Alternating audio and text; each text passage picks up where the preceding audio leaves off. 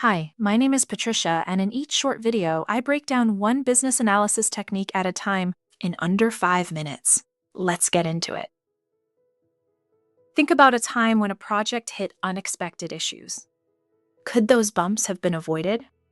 That's exactly why we do lessons learned. It's not just looking back, it's building a roadmap for smarter decisions in the future.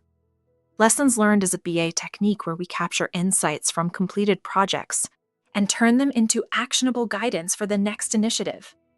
Today, we're exploring lessons learned, a technique that helps teams identify what worked, what didn't, and how to improve future projects. Let's talk about this further.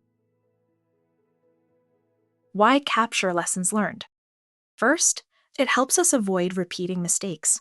Instead of discovering the same issues project after project, we can plan ahead and prevent them. Second, it reinforces successful strategies. It highlights what really worked and what should absolutely be repeated. And third, it builds organizational knowledge. You create a repository of insights that future teams can rely on. It's like turning past projects into a knowledge bank for smarter, more informed decision-making. Why does this technique actually work? Lessons learned works because it encourages reflection and transparency. Teams can openly discuss what went well and what didn't. By documenting those insights, it makes knowledge actionable, so others can directly apply it to future work. And it naturally promotes continuous improvement, turning every project into a stepping stone for better outcomes. When should you use lessons learned, Ed? You'd use this technique at the end of a project phase. That's when insights are freshest. It's also crucial after project delivery or major milestones, so you can capture real outcomes and real experiences. And anytime you want to improve team processes, lessons learned ensures you're building on past experience, not starting from scratch. How do you actually run a lessons learned session?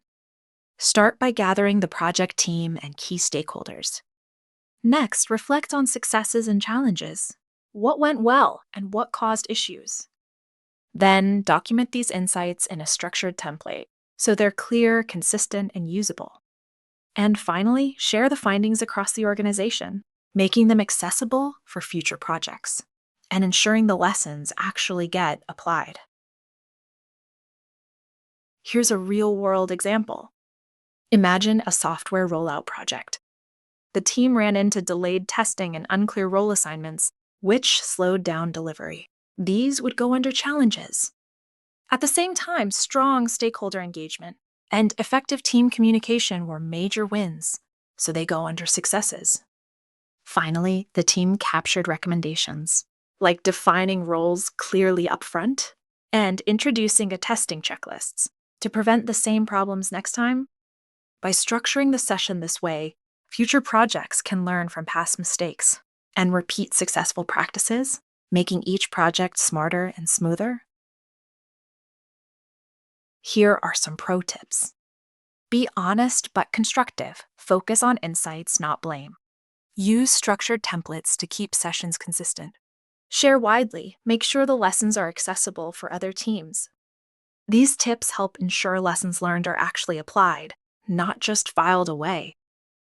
Thanks for tuning in to the whole BA Technique series. It's been great sharing these with you.